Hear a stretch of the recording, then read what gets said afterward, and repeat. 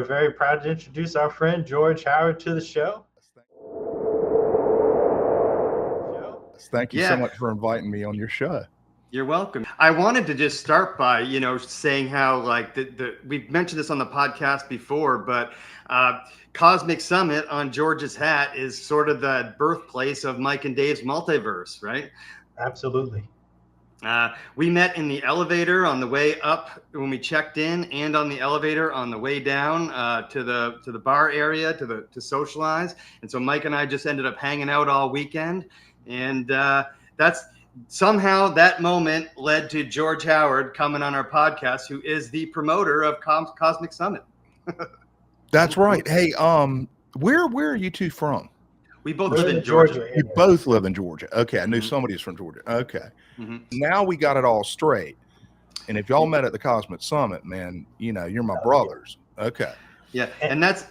I distinctly remember Luke and Johanna had did a live stream after the summit. It was actually, I watched it after I got home. I drove home and started unpacking my suitcase, and they were doing a live stream from the hotel room. I was like, oh, that's cool. I was just there.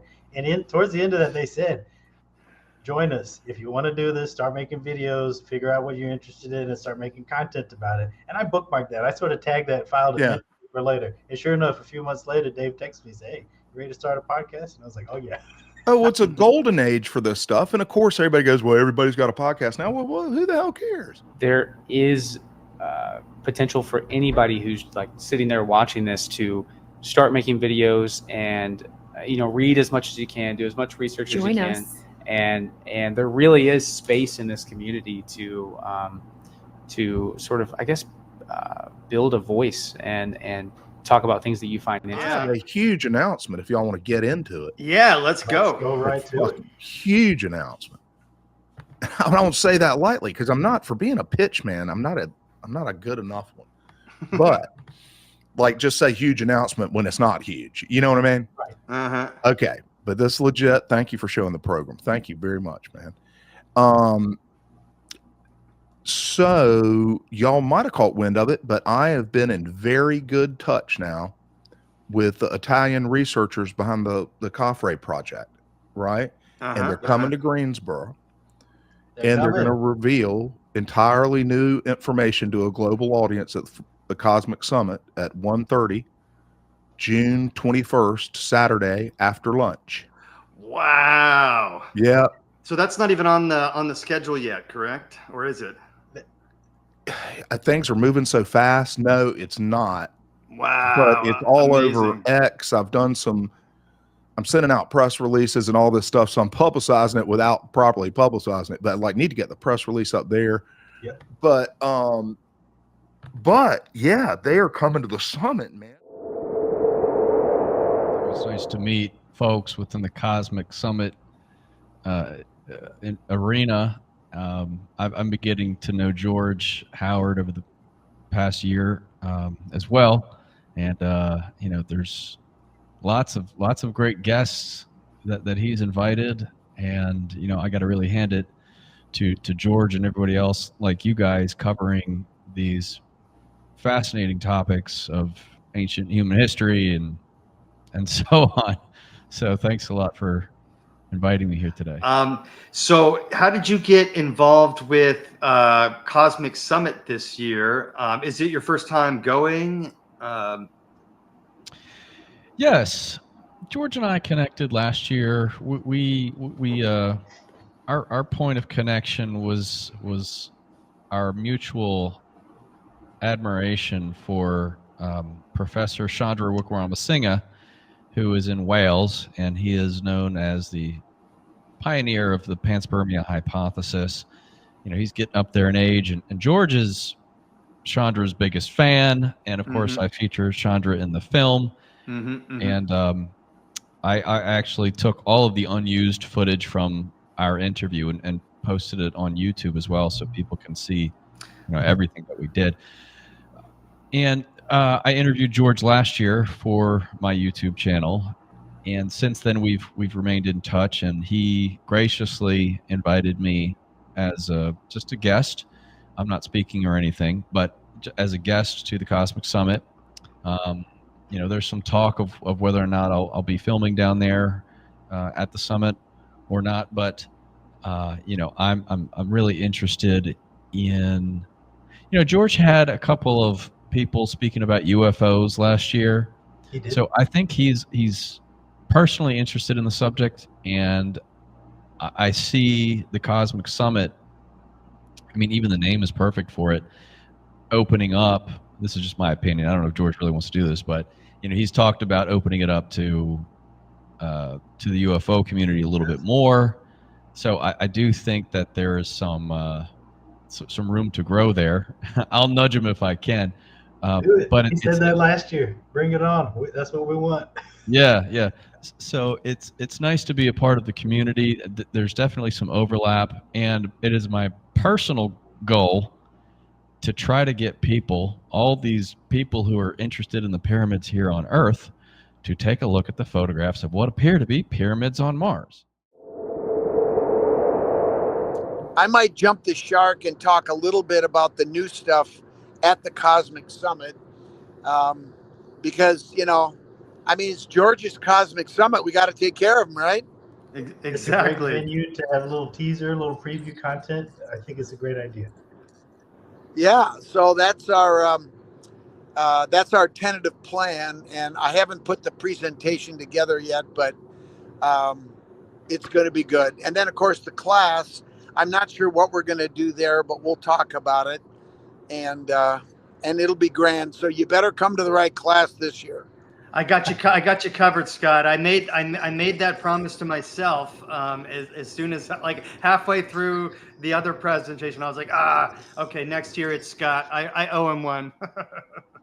That's actually one of Dave and I's favorite things about the Cosmic Summit, and we explore this whole greater theme of academia and scholarly issues on our show. But Cosmic Summit brings together people from both sides of that spectrum. You've got PhD professors right there presenting alongside other alternative researchers. Yeah. And that's what we like about it. It creates an open forum where people sincerely entertain other people's perspectives and decide what they think is best. Well, it is wonderful, and it really is groundbreaking stuff. And the Cosmic Summit really is the first place where you're bringing these people together. And let's face it, you got to think outside of the box, or be able to think outside of the box, to wrap your head around this whole Younger Dryas impact and the profound change in interpretations that have been around for a long time. That fact demands that you have to rethink things. Now, one of the things that's come up recently are these underground structures beneath the pyramids that absolutely would completely just be like an atom bomb on the accepted narrative, right? We've I been talking about this for a few weeks. What do you think? Yeah. Well, let me tell you where I'm at. Talking about Cosmic Summit specifically, what was it that you were? So you've never been, right? You didn't go to the last year, the year before, correct? Yeah. This is my first time attending this Cosmic Summit, and I'm truly honored to be the part of this unique gathering. And honestly, I'm really excited. Yes, so are we. Like Mike and I told us, we met at the Cosmic Summit last year. That's kind of what started the podcast, and then since then we've connected with so many amazing people like yourself. Is there something about the Cosmic Summit that you're looking forward to the most? A speaker or anything like that? Yeah. I think the summit is unique. So I think it's probably the only international conference where researchers, explorers, and thinkers from all kinds of backgrounds can come together to seriously discuss about ancient mystery, the lost civilization, and global catastrophe that might have reshaped human history again and again. And I think it's not something that we see in most scientific conferences, and that's exactly why it matters. Because sometimes the most important question that aren't being asked in the mainstream, and this summit gives us a space to ask them. And of course, I'm also looking forward to meeting people, both old friends and I hope lots of new friends also.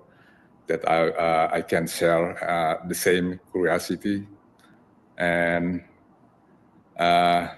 those people also aren't afraid to think outside the box, and who are passionate about the understanding our past, and who dare to challenge the official story. I think this meeting feel like homecoming for all of us, who have been walking this unconventional path. And I think it's a real chance to share knowledge, exchange ideas, and learn from each other, and to find inspiration in each other's work, I think. And well, I believe we are standing at the edge of something big, a shift in how we understand the story of humanity. And the Cosmic Summit, I think, is one of the few places where that conversation is truly happening.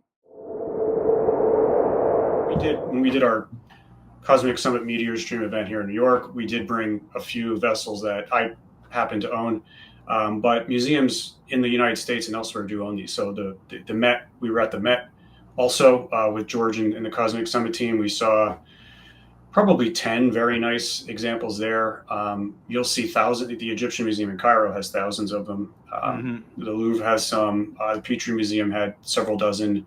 And this was all, keep in mind that when someone's sponsoring an archaeological excavation or a dig, there's a museum or an institution, Harvard, MFA would be involved. But you also have benefactors, right? You have people that are donating, the thousands and thousands of dollars that fund permits, logistics, hotels, materials, everything else that you need, and paying personnel expenses. Those people will probably take a lot of things back with them.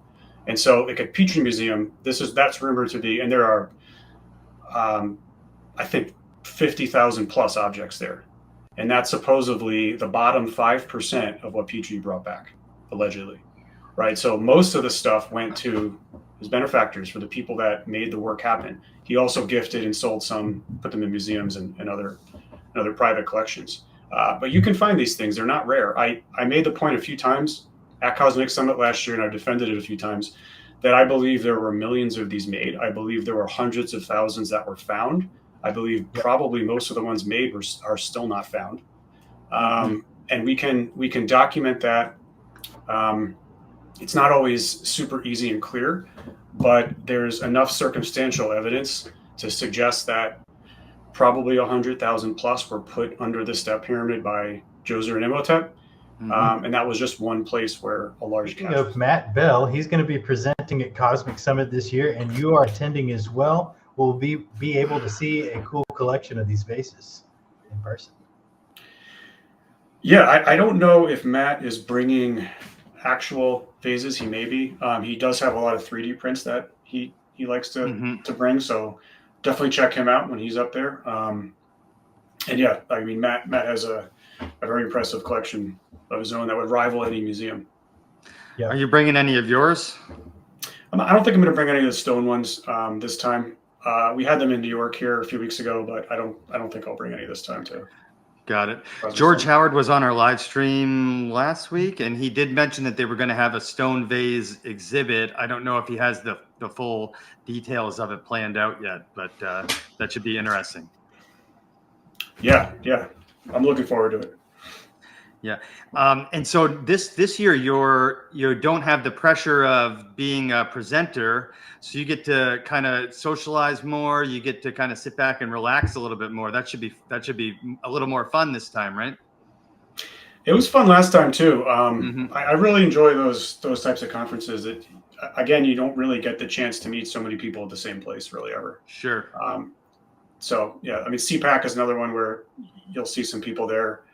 Cosmic Summit, and there's a handful, and so if you have an opportunity to go and hear these people speak live and meet them, it's definitely well worth it. And we know from the hard evidence engraved into the geological landscape of the planet, that these enormous flood events, these enormous hydrological events have occurred multiple times. So it's no surprise that we would find myths and legends.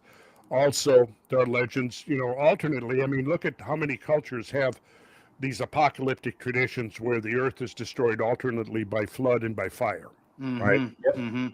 Well, again, now Cosmic Summit. I mean, what is one of the primary messages, takeaways of the Cosmic Summit is that, hey, from time to time, the heavens come alive with devastating consequences for down here below, including major incendiary events. Yes.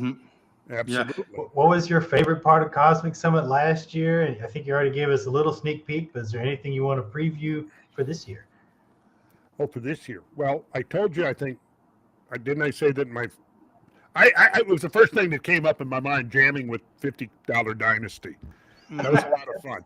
You know, I was a percussionist back in the day. I should show you pictures of my band back in the day at some point. But yeah, I'd been out of it for about 10 years, barely touched my drums. I'm percussion. You know, I played African drums, Middle Eastern, Turkish drums, Egyptian drums, that kind of, was studying ethnic percussion. So it was very much fun for me to bring my drum down and join those guys on stage. Although I would have had more fun if, you know, I wasn't just ad-libbing it, but it was actually, had kind of rehearsed something with them. Sure. But that was a lot of fun. Now, coming up, you know, I've had so much on the plate this year. It's just been exhausting. And I'm leaving day after tomorrow to do a conference out in Sedona, Arizona. Okay. Coming back from there, and then a few weeks later, I'm going out, and we're going to guide a tour. My buddy Brad Young and I are going to guide a tour exploring the evidence, following the path of the Great Bonneville Flood, which started, have you ever heard of the Bonneville Salt Flats or the Bonneville Basin? Heard of the Salt Flats, not necessarily the test flood. high-performance experimental cars. Aircraft and stuff, cars, yeah. And aircraft, but yeah, cars too. Well, because that's an ancient lake bottom, and Lake Bonneville was 1,000 feet deep. Where Great Salt Lake is now would have been 1,000 feet underwater. And somewhere at the end of the last ice age, there was an outburst on the northern rim of this gigantic lake. There was a soft rock sedimentary dam, and it was 350 feet thick, sitting on top of a granite sill. The water at the end of the last ice age rose very rapidly. If you go out there, I don't know if you've ever been out to Great Salt Lake or Salt Lake City. Okay, so if you're standing in Salt Lake City, this Lake Bonneville, at the top of, you'd have been under 1,000 feet of water at its peak, right? So it rises up, it spills over the sedimentary rock, and I forget what exactly the petrology of it was, but it spills over because it's a softer rock. This spilling over rapidly cuts it down 350 feet until it gets to this hard granite sill, right? And it stabilizes right there. And what happens is, I mean, I could actually show you something very cool here. So anyways, I'll skip that for now. But so we're going to be guiding this tour. And we're going to start in the basin of Great Salt Lake, and we're going to follow the route of the floodwater up to the mouth of Hell's Canyon, which is the deepest canyon in North America. Very cool. Yeah, it's going to be cool. It's going to be cool. So then I do that. Then I come back and I rest for a few weeks, and then it's the Cosmic Summit. So we were talking about Cosmic Summit a little bit. I was wondering if you could give us a little, like, what is your take on like an event like Cosmic Summit and the importance of it for these ideas? And like, what do you like? George has something cool going, doesn't he? Absolutely. Especially when I first heard about it in 2023, I was like, yeah, this is great. And going there and meeting the people, well, at least Graham, at least Randall, I mean, Graham didn't end up showing up, but meeting the people who inspired me to go to university in the first place was like, it just come full circle for me, really. And obviously it's very important to get these ideas and disperse them out through the public consciousness.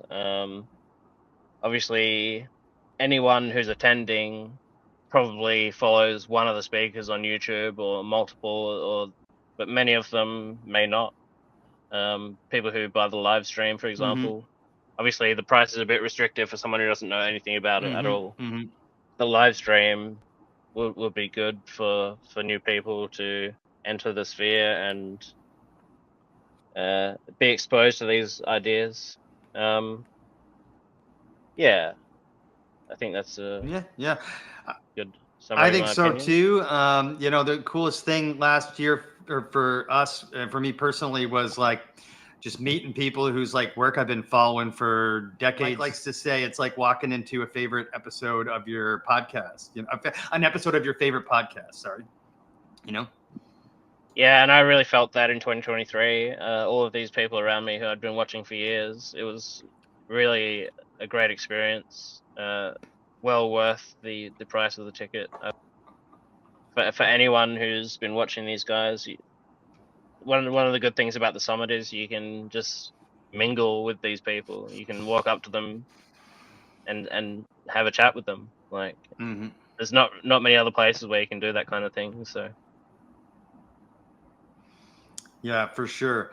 And so can you give us any kind of sneak peek at what you're planning on talking about at the summit, or what do we got going on? It's definitely going to be something to do with the Younger Dryas. I haven't actually finalized what I'm talking about yet. It's possible that I'll delve into the critics of the Younger Dryas and how they've treated it. I'm certainly going to be presenting on the scientific fraud that they've committed against the Younger Dryas impact hypothesis. Yeah, I've been kind of, I mean, I started as a social media guy, and so I'm more on the front lines of dealing with all this stuff. Most of the Comet Research Group don't really get involved with petty squabbles, but I'm no stranger to a bit of mud throwing here and there, so I might get into how the critics have been treating the hypothesis over the years. I've got a thesis-length article on Graham's website, The Younger Dryas Impact Hypothesis, a guide for the perplexed. So I might base most of my presentation around that. It's like an in-depth dive into all things Younger Dryas, the history of the hypothesis, all the impact proxies, the arguments against it and why they're wrong and things like that. So might be more of a broad overview of what I was talking about in 2023.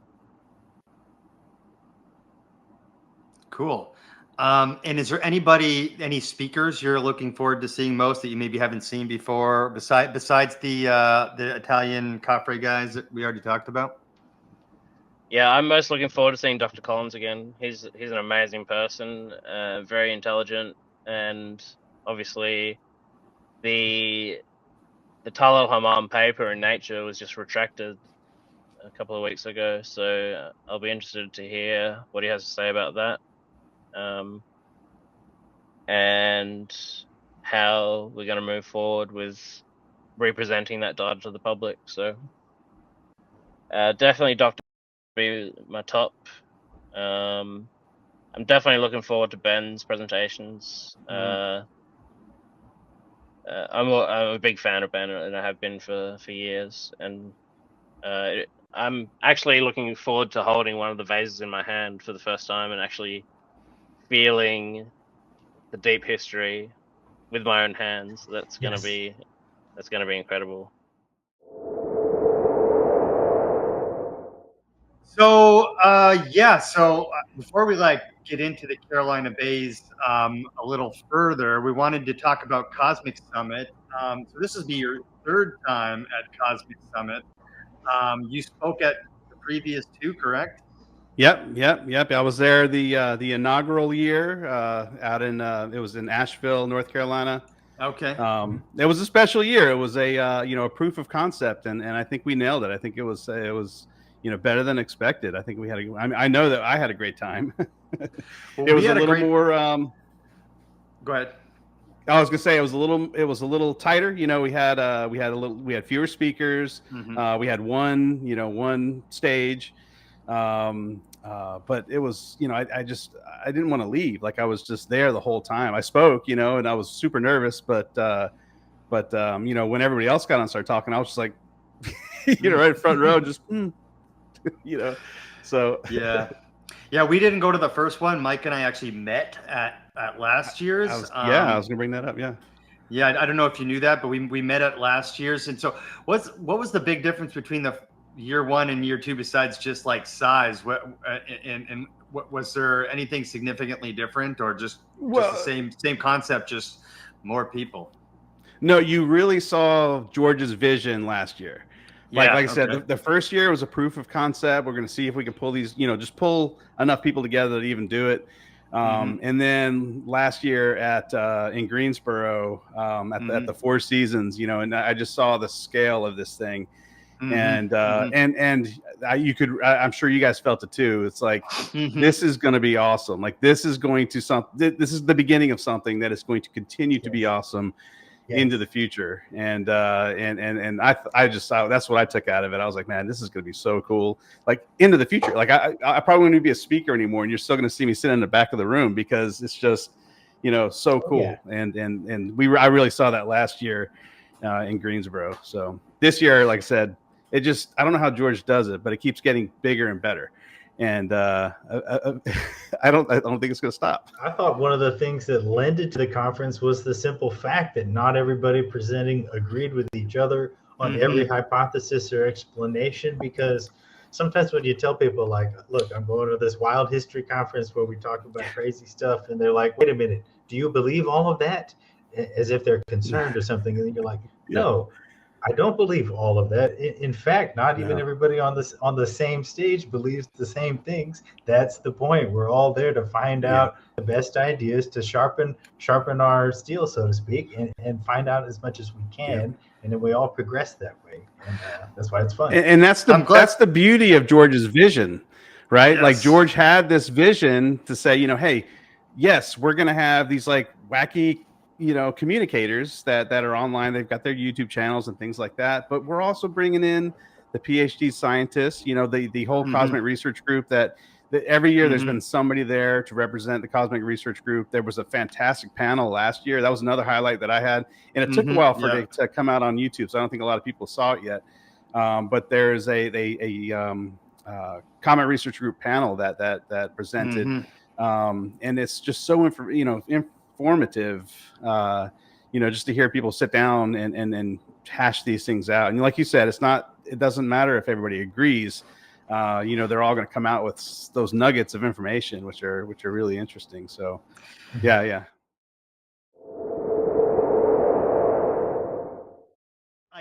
I wanted to just start off with just a little anecdote because this is about Cosmic Summit for the most part. And I don't know if you guys remember this. Maybe this will jog your memory. I don't remember exactly what presentation it was, but first of all, I've been following your work since Mystery of the Sphinx. I watched it on A&E on TV in the middle of the night in like 1999 or something like that, or maybe even 1995, something like that. No, actually, it first aired in 1993, so I don't know if I saw the first airing or not. I was probably 13. Yeah. If it was A&E, did you say? Yes. That was a re-airing because it was originally on NBC. During what they used to call back then Sweeps Week, because they wanted something that would catch a lot of people's attention, and apparently it was very successful in doing that. It caught mine. It caught my 13-year-old attention too, and that's like kind of what led us to go to Cosmic Summit, like long story short. And so Mike and we met there, we hung out the whole weekend. We're sitting there at one of the morning presentations, and I look behind me, and there's Robert Schoch and Katie Ulysses sitting there. And I was like, holy shit. So I actually snuck out. I snuck out of the presentation, ran up to my hotel room and grabbed this because I had brought it with me to have you sign. Do you guys remember that? Yeah, exactly. Yeah, but you have to get the new one. No, that's Voices of the Rock. I know, that's an oldie, and all his solar outburst, which actually was interesting to present at Cosmic Summit, which is sort of the impact. The Younger Dryas, yeah. However, we think the impact was solar. Yes. But, yeah, the reason I brought that one just was because I've had it for a long time. And, that's sweet of you. That's very sweet of you. Correct. Yeah, sometimes people say that's my first book, but it's not my first book. It's just my first book that many people are aware of, because we'll get into this later, I guess, but I'm an academic. I'm a faculty member at Boston University, and I've written a number of books, some of which are, should we say, very scholarly and obscure, academic books. Stratigraphy and fossil mammals, and he had a big paleontological career before he became known for his work on ancient civilization. Anyway, but getting back to Cosmic Summit, that's wonderful that you met there, the two of you. Yeah, I mean, go ahead, Mike. Well, I was going to say, in fact, that's kind of how we wanted to start the history of your careers and how they intersected, and then how that projected forward until today. Okay. Where would you like us to start? Well, he's the rock. I want to know about some Broadway performances, though. Why don't I begin, and then Katie can join in? Okay. Does that sound good? That sounds natural. So my degree, my PhD is in geology and geophysics from Yale University. I got my degree, now this will really date me, in 1983. I received my PhD at Yale University. And in 1984, I became a full-time faculty member at Boston University. I'm still there as a full-time faculty member, so this puts me at, over 40 years since joining in 1984. And my initial work was actually, as Katie just mentioned, on paleontology and fossils. I have a PhD, as I said, in geology and geophysics, but my PhD dissertation was on a group of fossil mammals from 45 to 65 or so million years ago. So very different than what I'm known in the public for. Some people still know me for that work. In fact, I just spoke about it, a month or two ago, by request at another conference. So I have very diverse views, I shouldn't say views, well, I have diverse views, but backgrounds and specialties, and I'm known in different arenas for different things. But I think in the arena of Cosmic Summit, in that context, I'm really known for my work on ancient civilizations, initially pushing back the age of the Great Sphinx in Egypt, and I want to talk about that for a few minutes, or in a few minutes, and also more recently for my work on the concept of solar outbursts causing the beginning and the ending of the Younger Dryas, rather than a comet. And I have nothing against comets. Comets are very wonderful in many ways, but I just don't think that the evidence adds up to a comet. I think it adds up to a major solar outburst for both the initiation and the termination of the Younger Dryas, which we can talk about more. And I just want to say this, I laud and respect all the work that we'll call the comet advocates have done, because I think so much of their work, in fact, I think virtually all of their work, supports a solar outburst as well, because you get many of the same proxies. When I talk about proxies, Schoch quartz, nanodiamonds, little spirals, vitrification, etc., from both a solar outburst and a comet, theoretically. And then there are some aspects that only can really be explained by a solar outburst. And that's actually one little contribution I made to his work, which is the one piece of evidence that can't be explained back. Yeah, could you tell us about that? Oh, well we'll come to finish. That. We'll come back to that. How's that? Okay. Is there anything, as we start wrapping things up, is there anything that you guys are looking forward to most about Cosmic Summit this year? Any particular speakers or anything like that? No, I'm just looking forward to being there again in the energy and interaction, and go into these things saying, let's see what comes up. Let's see what happens. Sure. It's always exciting. I'm looking forward to seeing George Howard again, who has put so much effort and time. Yes. Energy. His own money too. And yeah, exactly. Into organizing. So I want to give him a big, what do they call it? Shout out now. Shout out. Yeah. Yeah. That's a new term for me. I am old school. You use it correctly. Yeah. For me, it's Yeah, so completely new. Yeah. So I thank him for me. It's the first time in 18 years with my life with Robert that Katie I'm will going to be speak presenting. about something. So I think this is nice so to know. It's a little bit. I'm a little bit nervous. I will be presenting. I will be presenting on a new theory. I have a hypothesis. Yeah, we're looking forward to it. We want to see everyone that can make it. We hope that people can make it in person because it's always wonderful. If not, then virtually. But yeah, anyone who makes it in person, if you please come say hello. I'll say that to your audience. Yeah. Very cool. All right, I think we can close on that, guys. Wow, thank you. Thank you. Thank you. We hope it It's was been okay. a pleasure. It was perfect. Yeah, you guys, I hate to say it, but you guys are adorable. I think you can tell you guys love each other so much, and it's beautiful. Appreciate it. Thank we you. Appreciate it. Thank you. Okay. All right. Greetings, humans, and thank you for watching the Cosmic Monday series. It has been an honor and a pleasure to meet and speak with everybody, and we look forward to maintaining and growing the connections we have made so far. Dave and I will be at the Cosmic Summit later this week, of course, but no matter when you're watching this video, we thank you all the same. So thanks again. Be grateful for every day and be kind to everyone around you. Thanks for joining the Multiverse.